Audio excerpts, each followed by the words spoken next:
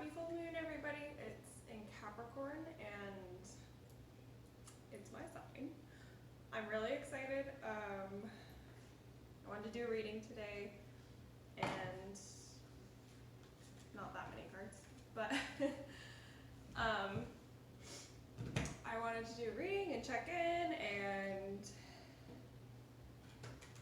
feel into the energy because if I could put it into words, I'm getting a really strong sense of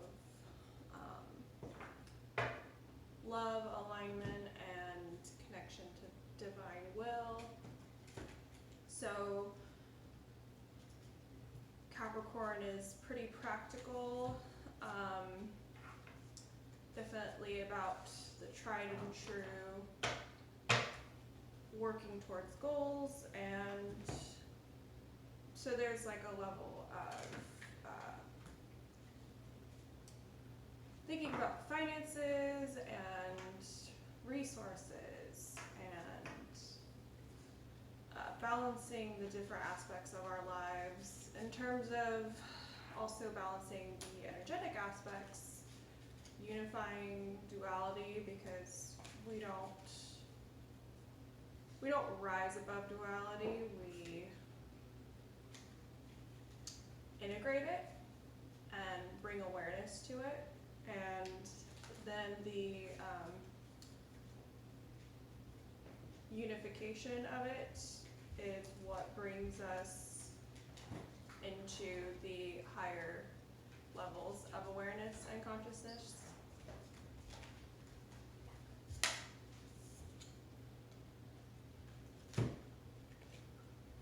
Got Ace of Swords. I'm using the Star Spinner Tarot this time around, so Trungles is the creator, and I really like this deck. It also has a narrative or fairy tale or folklore story or legend attached to the cards, so keep that in mind with these. Ace of Swords. Very interesting.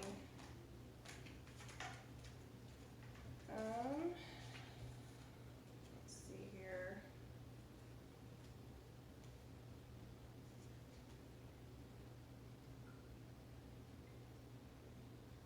Eight of Wands.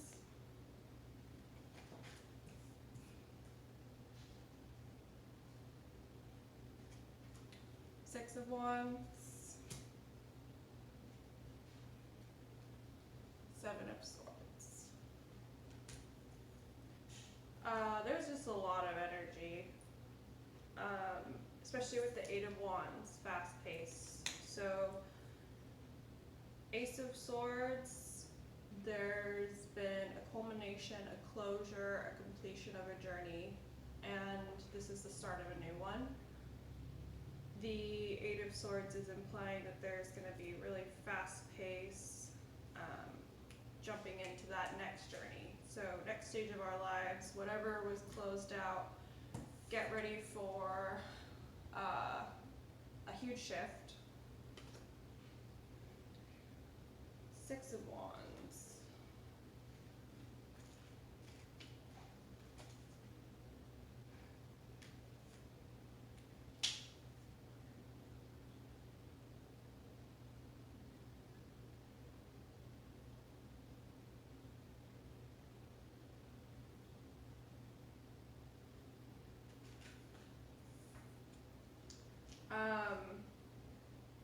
So Eight of Wands, like, phew, new energy, here we go. Things are happening. Lots of potentiality here, lots of movement. And Six of Wands is about how ultimately in conflict and in certain levels of difficulty and obstacles, there's victory, there's ultimately success, there's connection to community, and there's still a lot of energy of renewal somehow within the day-to-day struggles and hustle, and it seems like it's just kind of pulling into what the Eight of Wands is saying and emphasizing that. So with the Seven of Swords, I think of this card as it's a reminder that when we're raising our vibration, raising our frequency, when we're evolving and just coming into deeper alignment with our authentic natures and embodying the teachings and downloads that we've received,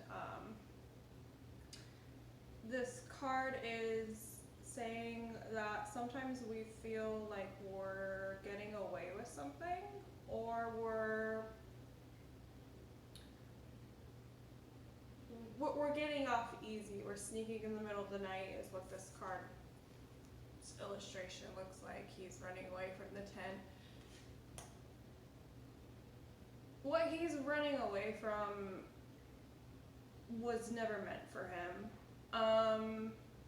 It wasn't aligned for him. It was toxic to him. But sometimes our brains like to take on too much responsibility comes to mind. So he is ultimately feeling like he's getting off easy when in reality all he's doing is setting boundaries and standing up for himself. So very basic human worth and meeting of human needs that his brain has distorted into thinking are too extravagant, too positive, or too airy-fairy, or not grounded enough in reality. But the truth is, reality is something we're co-creating, and it's something we're grounding into ourselves, and we can create a more positive narrative than the original circumstances we were immersed into. So this is a reminder that if you feel like you are walking away from something and you have regrets or you feel guilty about it, that guilt isn't yours to carry. Release that guilt, because you are on a new journey. You are co-creating something really beautiful, and your time and attention needs to go into that, and you don't need to look back and think, oh, if only I could have helped those people, if only I could have made that horrible situation work for me, maybe I'm being too high maintenance, maybe I'm too much. All those thoughts are because you are no longer aligning with the lower vibrations of that circumstance. So it's really imperative that instead of beating yourself up for not belonging in a place that made you feel bad about yourself, really celebrate yourself. I'm just going to draw one more card to see where we're going with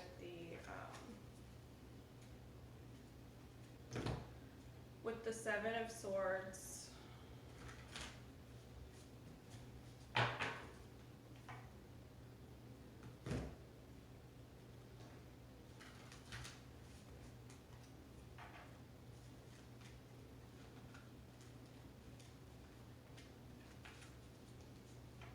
And swords are practical material realms, so if you guys are, oh my gosh. Well, I don't want this reading to be too long, but looks like we got the Hermit. So that's a major arcana. I was waiting to see if one would come out today. I'm glad it did. And another, so Fortitude. I love this card with the lion and the powerful woman. Okay. Yeah, so the Hermit, you've walked away from a toxic situation, and the Hermit is saying,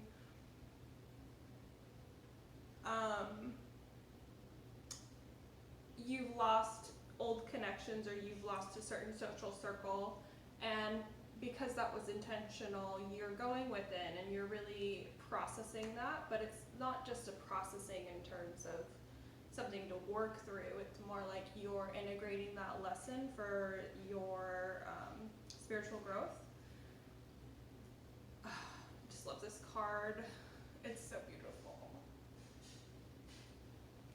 I think it's a Tibetan monk, and the ring staff has a lot of spiritual significance too. He's holding a lantern and he's sort of making his way through the darkness. So there's like an air of uncertainty. You don't know where you're heading. The Hermit is a very spiritual card. So you are walking through the darkness, perhaps metaphorically, and all you have are your staff and your lantern to light your way.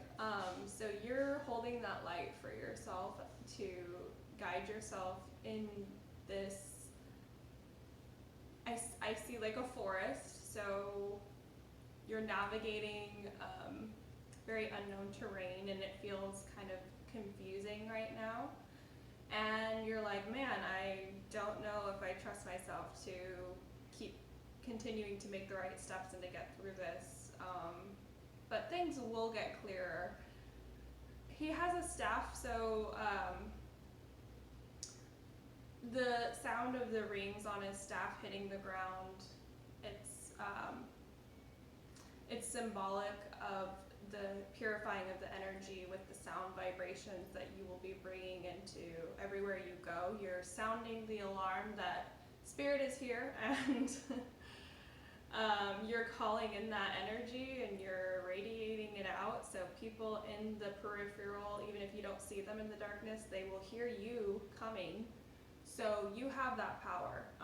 You are a way shower and you're announcing goodwill and good fortune. Also with the staff, it can be used as a weapon. So just because you're a monk doesn't mean you can't put up a good fight. It's a pretty badass card overall. I think we got the Hermit a few readings back as well in the other deck. So a lot of you are deep on this path, and that makes sense. If you're watching my videos, it makes sense. Fortitude. Okay, I have to refresh on this card. I believe it's just another word for the strength card, which is like delicious.